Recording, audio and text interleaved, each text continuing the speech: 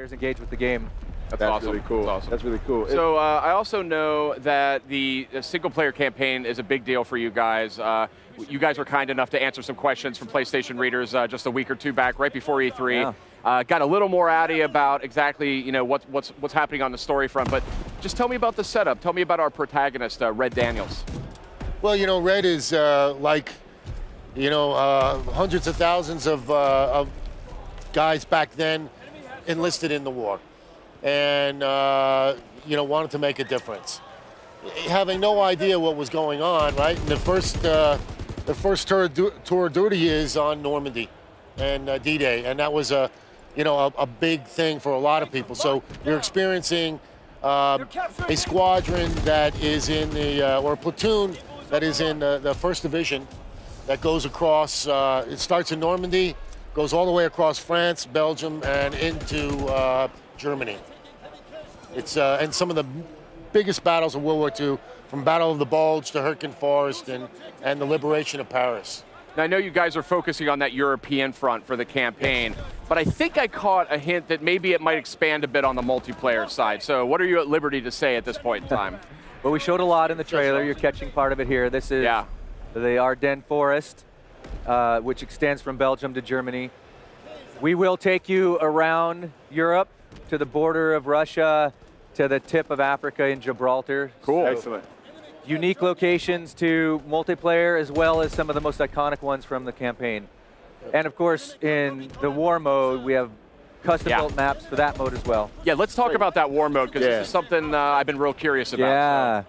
Yeah, war is exciting for us. I mean, multiplayer in Call of Duty, we love it. We have the most fun ever with it. But it's largely a lone wolf experience, right? You're fighting on a team, but you're really fighting as a lone wolf. And 3 years ago, we really wanted to bring to life this concept of real teamwork. Yeah. And World War II was about that. It was about your squad.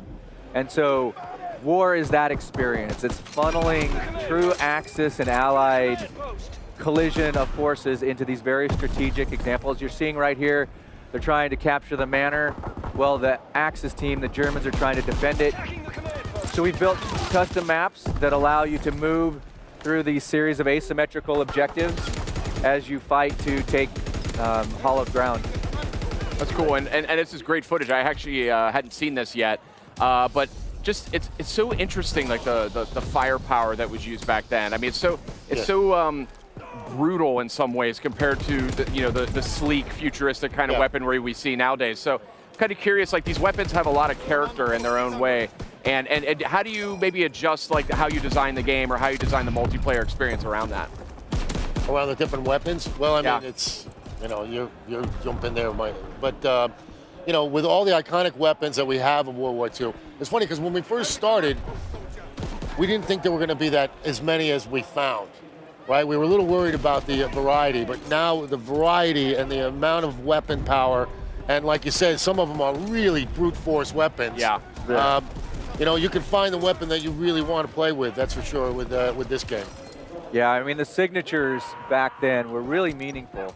So whether you're running with the MG42, this big machine gun, German machine gun, or the Winchester trench gun with your incendiary shells, or you've all heard it. We've all heard of that classic reload ping of the Garand. Right. These weapons had a heft to them and a power to them that really showcases what happened in the war. And you're right, it was brutal, right? It was a brutal, visceral, gritty war, and you can really feel that in our weapons. And our audio team and our character modeling team and our animation team, they went out and found these weapons with our military historian to capture and bring the spirit of that to life.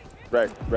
Well, I gotta go ahead and do this. I'm a big fan of the weapons and mastering them and whatnot. And one mode that I really like to use these in is zombies. I know me and you were talking about zombies. I love zombies. Could you tell us what to expect on that Tell zombies us something, front? please. Yeah, something.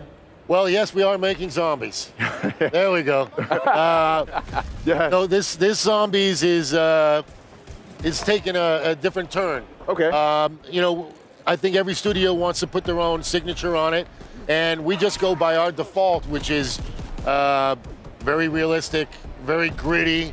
Yeah. We talked about Dead Space before. Yeah, this is Dead Space meets Meet zombies. That's Oh, the wow. best thing you could possibly say. I'm so excited to hear that. That's great. Because I mean, I love all the Call of Duty games, but zombies is kind of what keeps me coming back. I'm Right. not quite up to par on the skill front in multiplayer, Right. but, Yeah. but co-op with zombies, I can really do some Right. damage. So Right. And zombies were introduced in the World War II setting. yeah. Yes. Call of Duty. So Yeah. it's Deep, only rich right. story to zombies. Spent a long time on the story. We've been working on zombies as long as any other mode. Wow, So- that's great. That's great So to it's hear. got sort of equal placement for you guys. Very rich, yes. That's There's great. a really passionate team back home right now, excited for their chance to show off, and we know that Yeah. we've got more announcements coming on zombies, but yeah, it's definitely a Sledgehammer Games take on the original Nazi zombies and Yep. where we can go from there. That's great. I think it's so important.